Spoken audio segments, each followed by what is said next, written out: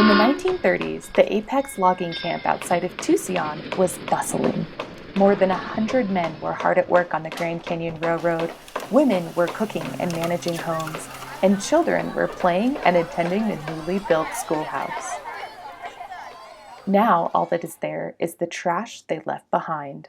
But those remnants tell a story, one that historical archaeologist Emily Dale, her TA, and 6 students from throughout the country are helping to unfold. I wanted to build a program where students could learn real-world skills in archaeology and build some more historical archaeology into the region to learn more about what life was like in Arizona during the Great Depression.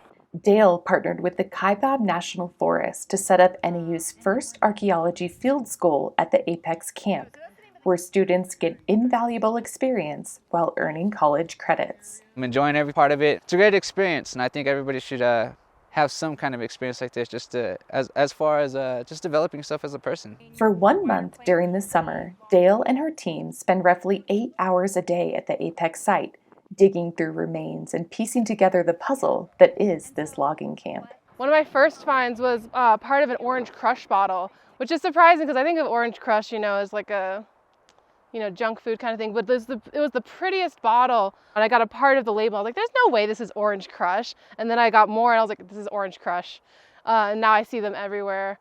Dale's favorite find so far? Part of an old radio. We were able to find a YouTube video of someone who still has that 1926 radio, and we were able to listen to some of the music and sort of the way the camp would have been alive.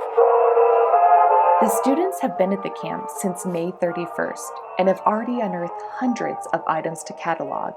Ceramic pieces with ornate designs, sardine cans, rubber soles of shoes, part of a light bulb, tobacco tins, alcohol bottles, stoves, pots and pans, railroad spikes, combs, a harmonica reed plate, and part of what Dale believes to be a pharmaceutical bottle with Babbitt ink on the bottom. I really like discovering the sort of local connections. We found ceramics that were made in Japan, but we've also found a bunch of stuff from the local area. It isn't just this rural woodcutting camp, but it is connected to the Grand Canyon, it's connected to Williams, it's connected to Flagstaff. This is part of this larger nexus of people living and still working during the Great Depression in northern Arizona.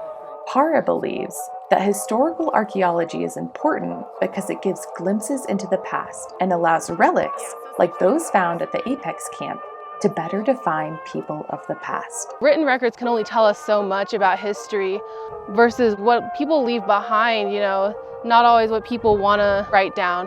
They don't think to write down, really liked Orange Crush, but we can see, a ton of those bottles. Just as like a person, I think that there's a lot of value in understanding people, and part of understanding people is understanding our history. Learning history of anybody's history helps you understand who you are, so I think that's a great thing.